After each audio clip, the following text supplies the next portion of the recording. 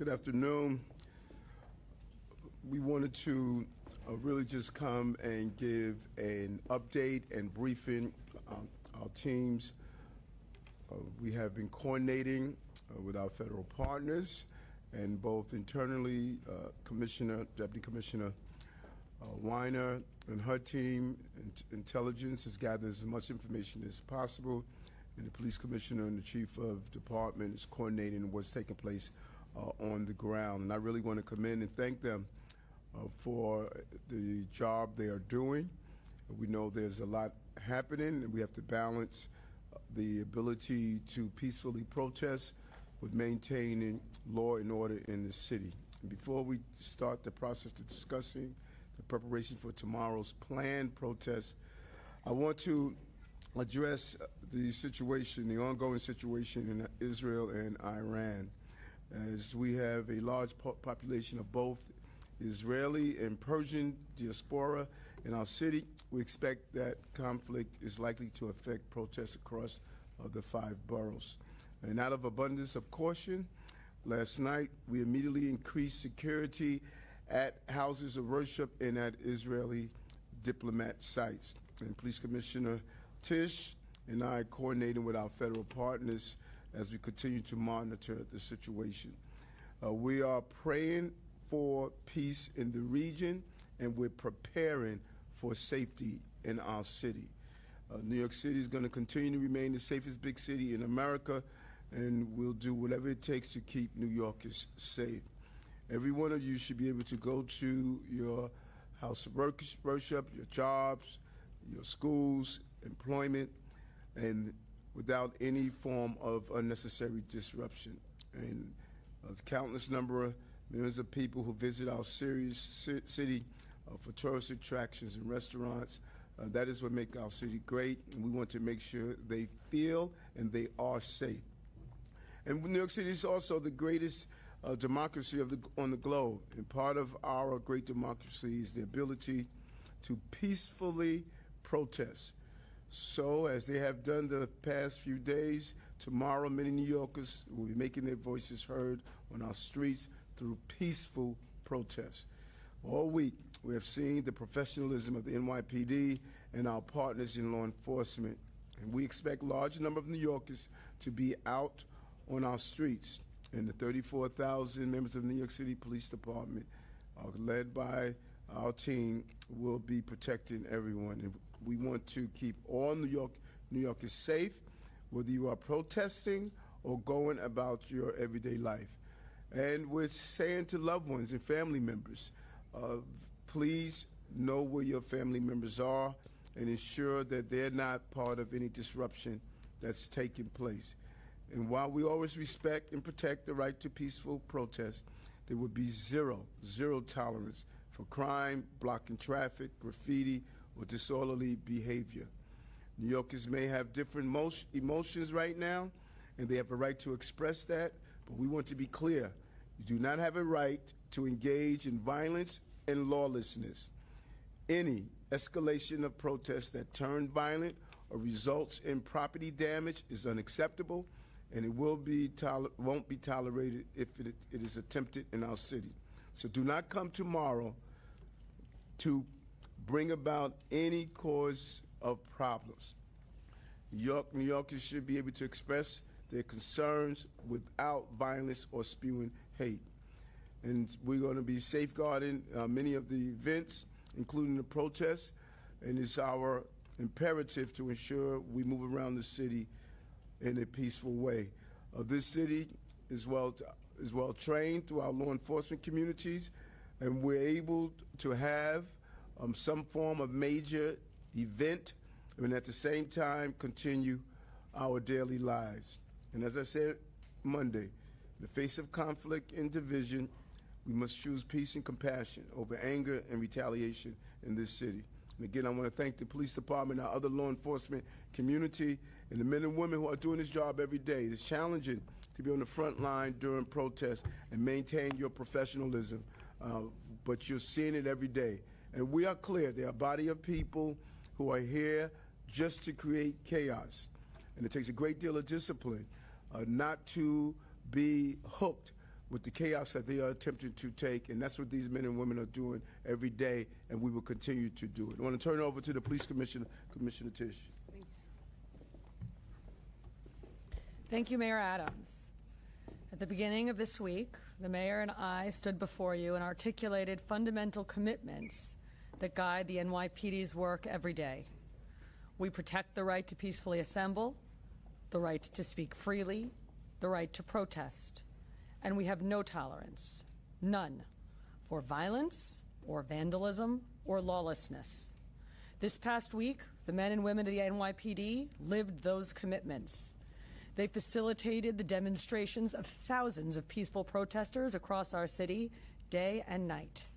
When individuals among the protesters committed crimes, we swiftly arrested them. That is what your police department has done, and that is what we will continue to do. Tomorrow will be no different. It will be a nationwide day of protest, and we expect to see large crowds protesting across the city. The NYPD is prepared. Thousands of officers will be available to safeguard these protests. We have planned around the clock to ensure that those officers are deployed to the right places at the right times. Our executives will be monitoring the protests throughout the day and will be ready to move resources as needed at a moment's notice. Our Joint Operations Center will be activated starting on Saturday morning, where we will work in close coordination with the FBI and other state, local, and federal partners. I have been personally speaking with federal law enforcement leadership over the course of the last week, and I will continue to do so. So, for those who seek to peacefully exercise their First Amendment rights tomorrow, we are ready to help you do just that. For those who intend to commit crimes tomorrow, we are coming here, for those who intend to commit crimes tomorrow, who are coming here to incite violence, to cause property damage, to attack our cops, you will be met with the full strength and determination of the greatest police department in the world. And for those of you peacefully protesting, who see others engaged in unlawful activity, my message is clear. Do not join them. Do not turn your exercise of cherished First Amendment rights into criminal conduct, because my orders are clear. If individuals at the protest tomorrow are committing crimes, they will be arrested, and those orders are going to be followed. I want to reassure New Yorkers that even as we devote tremendous resources to the protests tomorrow, we remain focused on what is happening in every precinct. Normal department operations will not be impacted. Our summer violence reduction zone officers will stay on post. Our local level patrol and investigations will not be interrupted. We are also closely tracking what is happening overseas. In light of Israel's attack on Iran last night, we are deploying additional resources to a wide range of religious, cultural, and diplomatic institutions across the city. As always, these deployments are highly coordinated, they are dynamic and adaptable. Due to the confluence of events in the city, across the country, and around the world, we are in a heightened threat environment, and the NYPD is responding accordingly.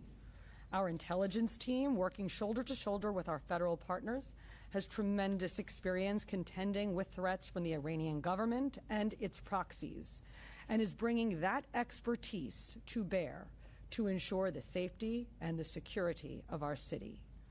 I want to express my gratitude to every officer who has worked throughout the week and will continue to work this weekend. I want the people of New York City to know that the men and women of the NYPD who provide safety and security at these protests have withstood verbal attacks and, in some instances, physical attacks.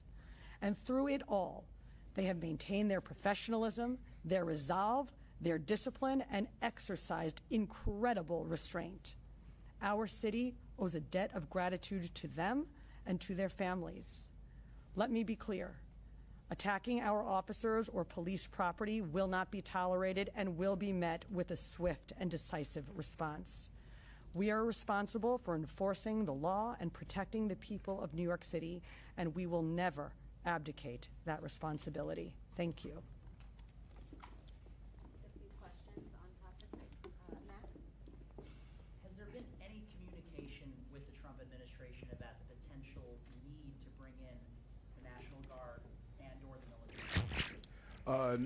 We have made it clear to the federal government that in just 3 simple words, we got this. The other night at the protests late Tuesday, there appeared to be federal officers there, possibly deploying some type of gas onto the protesters there. What do you know about what happened there, and do you anticipate federal officers engaging in any protests tomorrow? Do you want to take the first part? Sure. So we have been coordinating extensively with our federal partners. As the mayor just said, as the commissioner just said, we got this. We've got hundreds of specially trained officers who are expert at disorder control, who know how to do this very well. And we have been dealing with protests for certainly years, months. This is no different. The causes change, but the response is the same. And so that coordination, which is ongoing, in that communication, we are quite confident that we are able to police these independently and quite effectively. The other night was that The canister.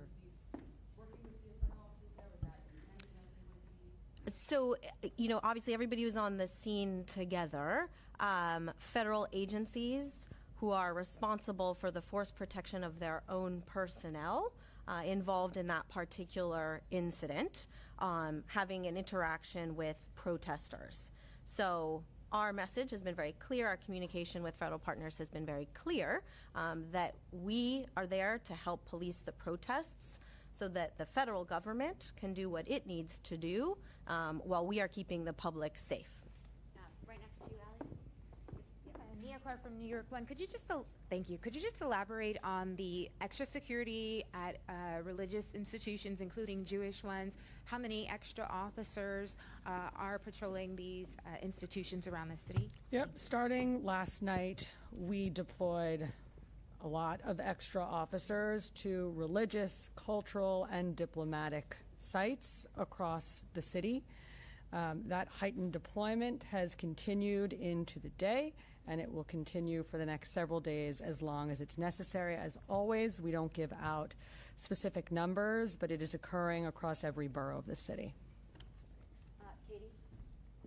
Hi, this question is for the mayor, for the commissioner, or for Ms. Weiner. I know you mentioned earlier, Mayor Adams, that there are outsiders in here. You mentioned earlier this week that there's outside agitators. We've gone through this last year, I know, with the Columbia protests.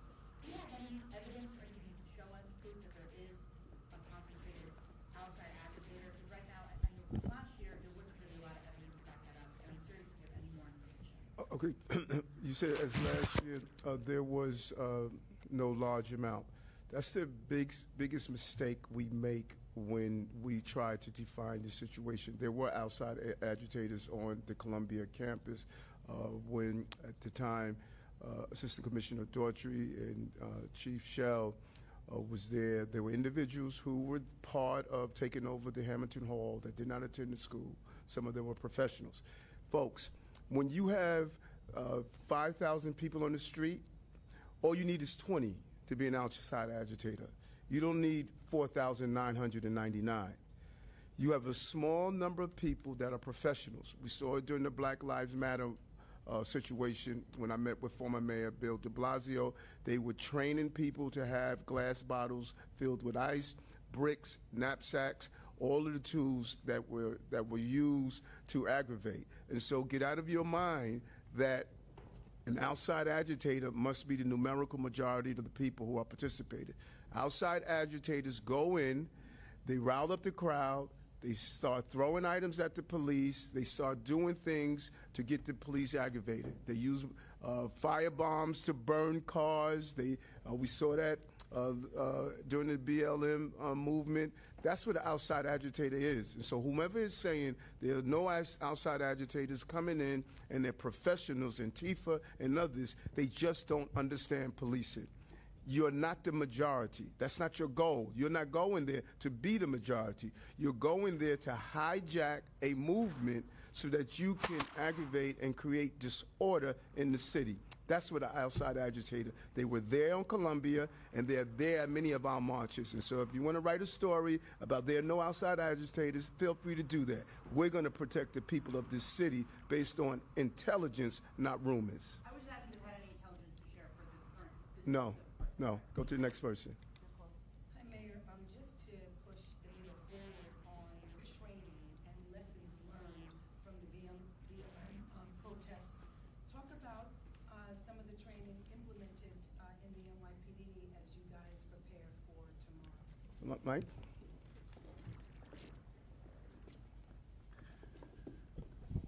Hi, I'm Michael Gerber. I'm the Deputy Commissioner of Legal Matters. And, following the Floyd protests, DOI did a detailed report focusing on policies and procedures, made a number of recommendations. We adopted those recommendations. So there are lots of pieces to that, but I think most critically was the adoption of department policy in the patrol guide, specifically about the policing of First Amendment activities, outlining responsibilities, outlining how we go about maximizing the exercise of First Amendment rights while also maintaining public safety, enforcing the law. And then we train widely across the department on that, from people who are starting out as police officers to our executives. They all receive training on that new policy. Rocco? Along those lines of the same topic, the woman now has a First Amendment protest supervisor. What has that supervisor brought to the table? What is new now in how the police handles things? And why was the first supervisor, Chief Haywood, replaced after such a short time? So there are a number of different pieces to that. So in the protest settlement, we are coming to the tail end of Phase 1. We have not yet started Phase 2. And in Phase 1, we have developed a variety of new policies and procedures and training that speak specifically to the terms of the protest settlement. The FAA executive, the First Amendment Activities executive, as per the settlement, is an executive in the Chief of Department's office from the operational side. And that person has a variety of responsibilities under the protest settlement. Now, that person is not a lawyer. That person is not giving legal advice. That person is not the incident commander. But that person, among other things, is responsible, and really this is going to kick in Phase 2, so we're not there yet. But in Phase 2, that person will be responsible for, first of all, a variety of administrative tasks and record keeping in terms of protests. And then connected to that, as part of DOI's oversight role, when they are reviewing particular protests, so that FAA executive will be responsible for making sure they have the records they need, but then also for interacting with them, for explaining to them what happened, getting feedback from them, and helping really lead the department in its interactions with DOI in its oversight function. As far as the change at the top, the chief, 3 months ago, that is a new chief. We, as always, do not comment on individual personnel moves. Time for one more. Sorry, Mark.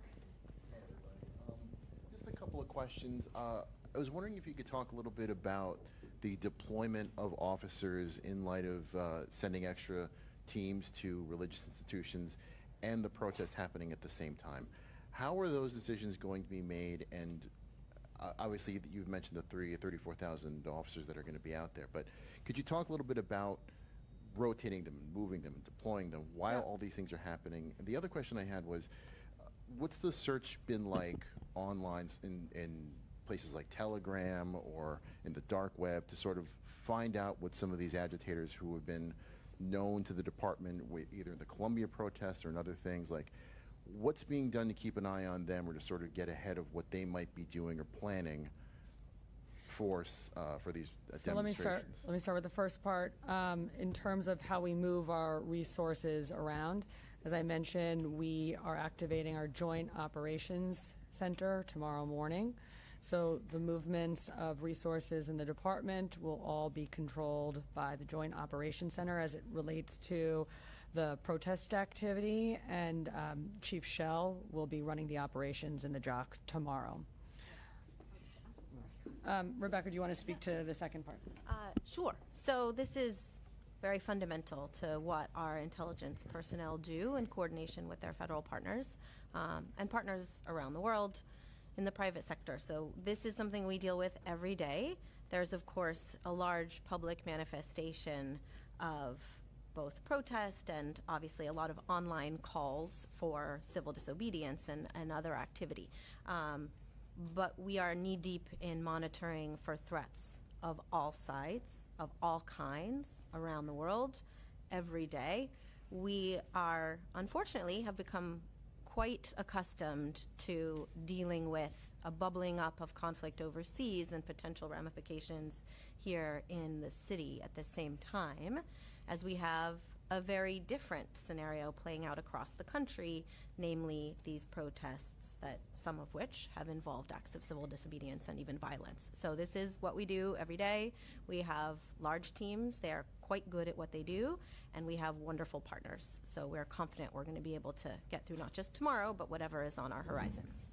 And we should, we want to be clear and want to keep in mind, we have 8.5 million people in New York City. You have a protest of 5,000, 10,000. The loudest, they are not the numerical majority. We saw a video that went viral of a woman was just trying to get to work. And the level of disrespect that was being shown to her, it impacts 8.5 million people. When you block traffic, that emergency vehicle can't respond to the heart attack. When you decide that you're going to burn police vehicles, you are showing a level of display and disorder. When you break windows of shops and glass, people work inside there that provide for their family. That's what we're going to balance. And we're not going to romanticize what disorder does to a city. You see it being played out across this country. We can't allow it to happen here. That is our job. Our job is to allow that mother to go to her job. Our job is to allow family members to pick up their loved ones from school. Our job is to make sure emergency vehicles can get to where they have to go to provide services for New Yorkers. We have 8.5 million people in this city, and we're not going to allow a numerical minority to impact the quality of life that they deserve. That is what we're going to do. We do it well. No one does it better than us, and we're going to do it tomorrow on the 14th.